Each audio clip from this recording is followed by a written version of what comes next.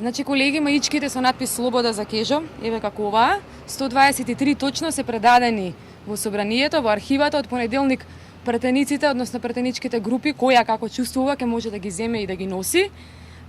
Тоа го направивме во знак на... Ние бараме поддршка од претениците, бидејќи собранието е храм на демократијата, ова е домот на граѓаните и во услови кога функционирањето на системот е доведен под прашање, тогаш ова е, барем ние така сметаме дека ова е адресата каде што треба да побараме поддршката за нашиот колега Томислав Кежаровски и општо за слободата на изразување.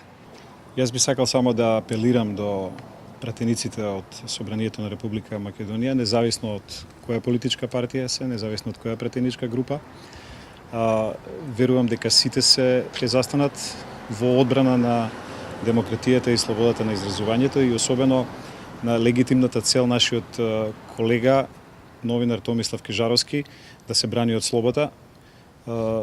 Уште еднаш сакам да повторам дека ние не ја прејудицираме неговата вина или невиност, тоа ќе го одлучи судот, но бараме, бидејќи станува збор за новинар, за јавен работник, да може да се брани од слобода.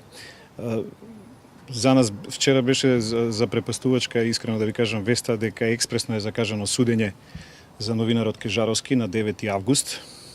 Не знам тоа досега дали во историјата, во аналите на македонското судство се случило така експресно за време на ферии да се закаже судење, но очигледно и според изјавата на председателот на судот дека јавниот притисок и целиот случај налага овој процес што побрзо да се процесуира и да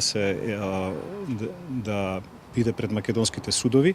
Јас се надевам дека тоа нема да биде причина нашиот колега и натаму да остане во притвор, туку очекувам пред почетокот на судот да биде ослободен, на судењето да биде ослободен.